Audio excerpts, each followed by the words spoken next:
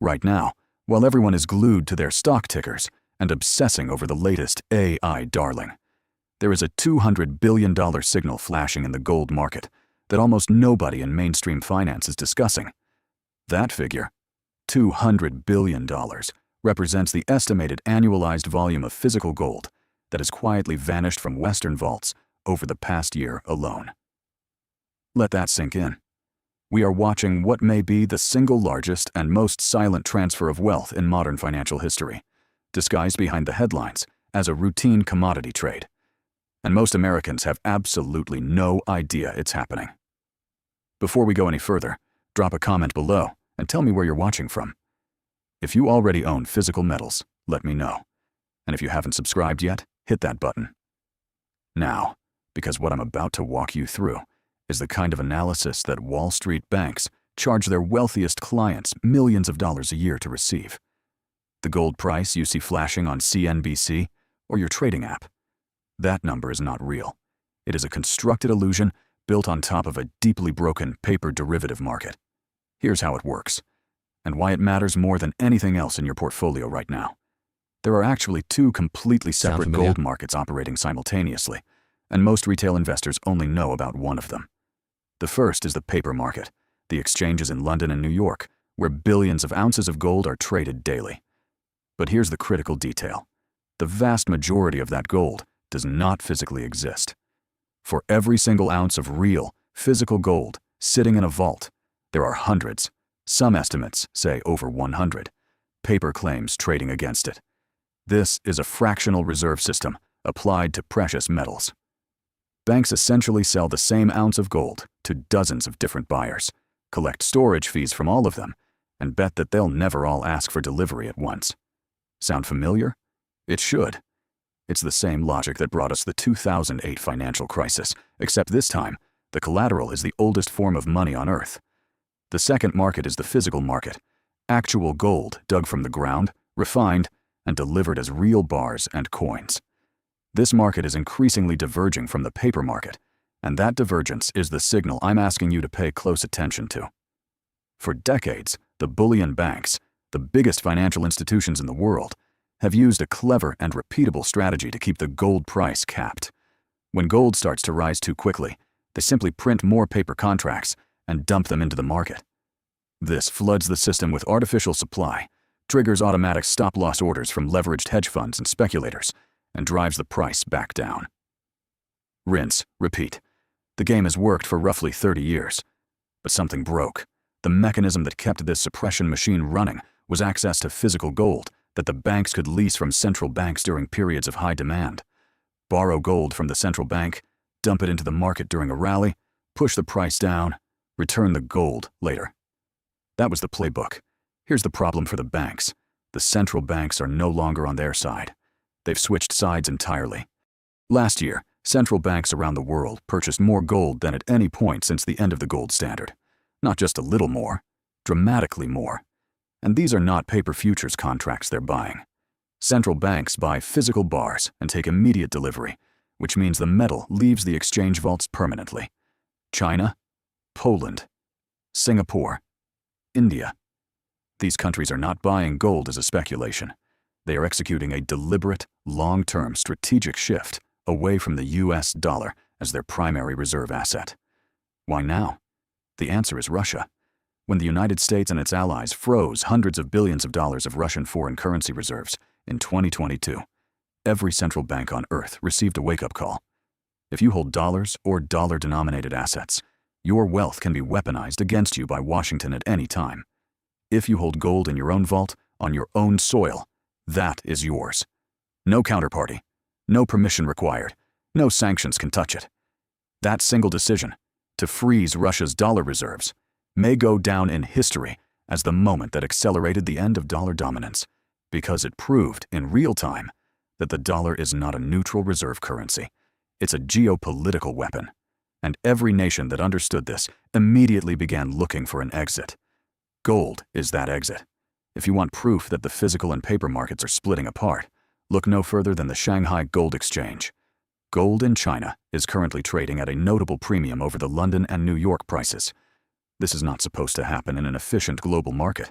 If gold is worth more in Shanghai than in New York, traders will buy it cheap in New York and sell it expensive in Shanghai.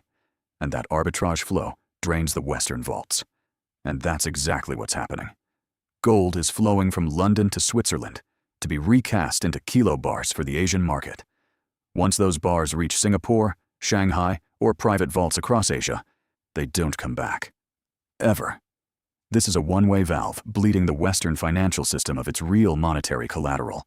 Meanwhile, mainstream financial media is covering Nvidia earnings and cryptocurrency speculation.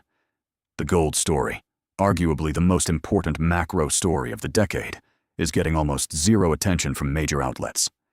That silence is not accidental. A rising gold price is essentially a report card on the health of a fiat currency. When gold goes up, it means the dollar is losing purchasing power. It means inflation is real and persistent, not transitory. It means the policy of printing money to cover an ever-growing national debt is extracting a hidden tax from every American holding dollars. If gold were trading at $5,000 or $7,000 an ounce right now, it would shatter the illusion of financial stability. People would begin questioning the purchasing power of their savings, their retirement accounts, their Social Security checks. That kind of public awakening is exactly what the federal government and the institutions that depend on confidence in the dollar cannot afford. So instead, we talk about the Dow. We celebrate all-time highs in the S&P 500. We get breathless coverage of tech valuations, while the actual foundation of the monetary system quietly erodes beneath us. The paper market manipulation is not just a trading strategy. It is a policy tool, a mechanism for maintaining confidence in a dollar that is mathematically debasing at a rate that official inflation statistics significantly understate.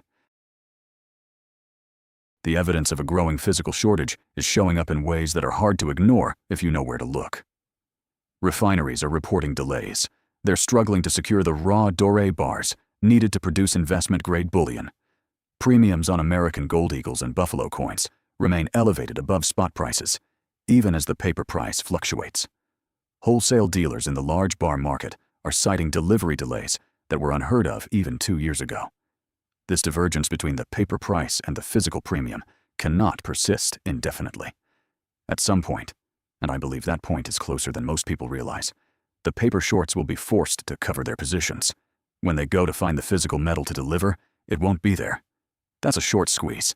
And in a market as systemically important as gold, a short squeeze doesn't just mean a big price move. It means a potential crisis of confidence in the entire paper-based financial architecture. We saw a preview of this with the London Metal Exchange nickel crisis a few years back. The LME was forced to halt trading, cancel trades, and take extraordinary emergency measures to prevent several major banks from becoming insolvent overnight. Now imagine that scenario in gold, the metal that sits at the foundation of the global monetary system. Central banks understand what that would look like. That's why they're accumulating as much physical gold as possible before the music stops. Let me ask you a question that no one in Washington wants to answer. When was the last time the U.S. gold reserves at Fort Knox were fully, independently audited? The answer is 1953. Over 70 years ago, the United States officially holds approximately 8,100 tons of gold, the largest declared national gold reserve in the world. This gold supposedly sits at Fort Knox, the New York Federal Reserve, and a handful of other facilities. The global financial system has rested, in part, on the assumption that this metal exists, is unencumbered, and is fully owned by the American people. But there has been no comprehensive independent audit in 7 decades. The Treasury Department conducts its own internal accounting, but independent outside auditors with unrestricted access have never verified the full holdings. Calls from members of Congress for a proper audit have gone nowhere. Requests from financial analysts and journalists for transparency have been deflected or ignored for years. This is not a conspiracy theory. It is a documented and publicly verifiable fact that the world's most important gold hoard has not been properly audited in living memory. The BRICS nations, who are building a competing financial architecture designed to challenge dollar dominance, are increasingly demanding transparency in the global gold market. If it were ever revealed that the U.S. gold reserves are materially less than stated or encumbered through leasing agreements that give other parties claims on them, the dollar's credibility would collapse virtually overnight. This is the nuclear scenario that the establishment works around the clock to prevent. And it's one more reason why the smart money is accumulating physical gold now, before the question of what's actually in those vaults becomes front-page news. Here's where things get personal for American investors specifically. Millions of Americans believe they own gold because they hold shares in a gold ETF. They see it on their brokerage statement. They feel safe. But here's the reality. You don't own gold. You own a claim on a trust that theoretically owns gold. If that trust is mismanaged, sanctioned, or frozen during a systemic crisis, you will receive a cash settlement. Dollars. Rapidly depreciating dollars, at exactly the moment when dollars are worth the least. The old saying in the gold community is, if you can't hold it, you don't own it. It sounds like a bumper sticker until you understand the counterparty risk buried inside every financial instrument that's not physical metal in your hand. We saw a live demonstration of this risk during the Canadian trucker protest controversy, when government-ordered bank account freezes happened within days, without due process, without court orders, without warning. Millions of people watched that unfold and had a sudden, very uncomfortable realization. The money in your bank account is not your money. It is an unsecured loan to an institution that is leveraged 10-to-1, held at the discretion of a government with the legal authority to restrict access at any time. Physical gold is the only widely accessible financial asset that is not simultaneously someone else's liability. That is its superpower. There is also a regulatory transformation quietly underway that most retail investors have never heard of. Basel III. These new international banking standards reclassify unallocated gold as a high-risk asset, requiring significantly more capital to hold on a bank's balance sheet. In plain English, it's becoming expensive for banks to run the paper gold game. This is inadvertently dismantling the very mechanism that suppressed the price for 3 decades. Banks that once served as market makers, providing liquidity in the paper gold market by constantly selling short, are reducing or exiting their positions because the regulatory cost has become prohibitive. Less liquidity in the paper market means more volatility. More volatility means more pressure on the fractional reserve structure of the paper system. And more pressure means a higher probability of the kind of short squeeze that sends the price vertical overnight. The regulatory tailwind for gold has never been stronger, and it's happening right now, in slow motion, largely unnoticed. There is a geopolitical dimension to this story that ties everything together. The BRICS nations, Brazil, Russia, India, China, South Africa, and several new members, are actively developing a trade settlement system that would bypass the US dollar entirely. Discussions about a commodity-backed trading currency, potentially anchored to gold, have accelerated significantly in the past 2 years. If, and I acknowledge it's still an if, a meaningful portion of global trade begins settling outside the dollar system, the demand for dollars to pay for oil, food, and manufactured goods collapses. That excess dollar supply floods back into the American economy as inflation. At the same time, the demand for gold as the settlement anchor of the new system would be extraordinary. This is the macro scenario that the $200 billion signal is pricing in right now. The smart money, sovereign wealth funds, central banks, family offices managing multi-generational wealth, is front-running this transition. They don't care about catching the exact bottom. They care about being positioned before the public figures out what's happening. Let me be direct with you about practical steps, because fear without action is just stress.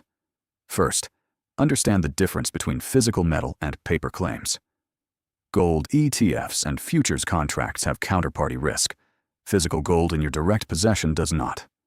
That distinction matters enormously in a crisis. Second, do not store physical gold in a safe deposit box at a commercial bank. In a banking holiday or a bail-in scenario, both of which have historical precedent, you may not be able to access that box. The contents are technically considered bank assets in a bankruptcy proceeding in many jurisdictions. Third, consider geographic diversification if your holdings are significant. Jurisdictions like Switzerland and Singapore have strong legal protections for private gold storage outside the banking system. The U.S. government confiscated privately held gold in 1933 under Executive Order 6102, and there's no guarantee a sufficiently severe crisis wouldn't prompt similar emergency measures. Fourth, look at silver alongside gold. Silver is running a structural deficit. Industrial demand from solar panels, electric vehicles, and electronics is consuming more silver annually than mining can produce. Above-ground stockpiles are being depleted. When industrial users panic and begin stockpiling, the price disconnect between the paper-silver market and the physical market could be historic. Silver is also more practical for small-scale transactions, if it ever comes to that. Finally, consider gold mining stocks as a speculative allocation, not a core position. The best quality miners in politically stable jurisdictions are generating significant free cash flow at current gold prices, and they trade at historically low valuations relative to their reserves. If the gold price moves sharply higher, the leverage in quality miners could generate extraordinary returns. But they carry nationalization risk, windfall profit tax risk, and operational risks that physical metal does not. Size accordingly. Here's the mental shift I want to leave you with. You are not buying gold to get rich.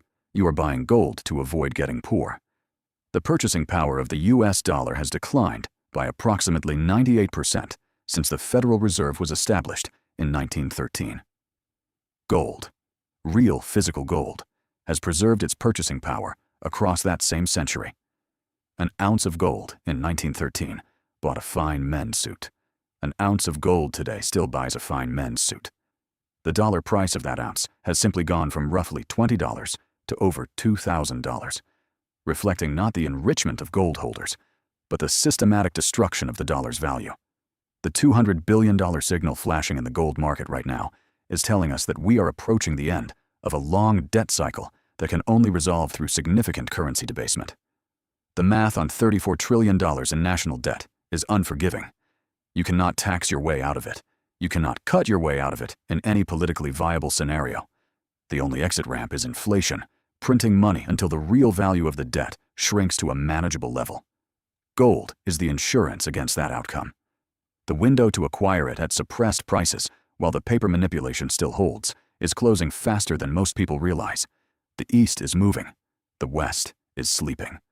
The clock is ticking. Don't wait for the headline that tells you it's too late to act. The government and the mainstream media will tell you everything is fine, right up until it isn't. Watch what the central banks do, not what they say.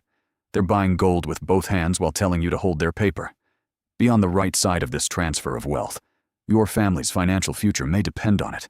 If this video gave you something to think about, hit the like button and share it with someone who needs to hear it. Leave a comment with your current strategy. Gold, silver, Bitcoin, real estate. I read every single one. Subscribe and turn on notifications so you don't miss our next deep dive into the financial trends that mainstream media refuses to cover. Stay informed, stay prepared, keep stacking real assets.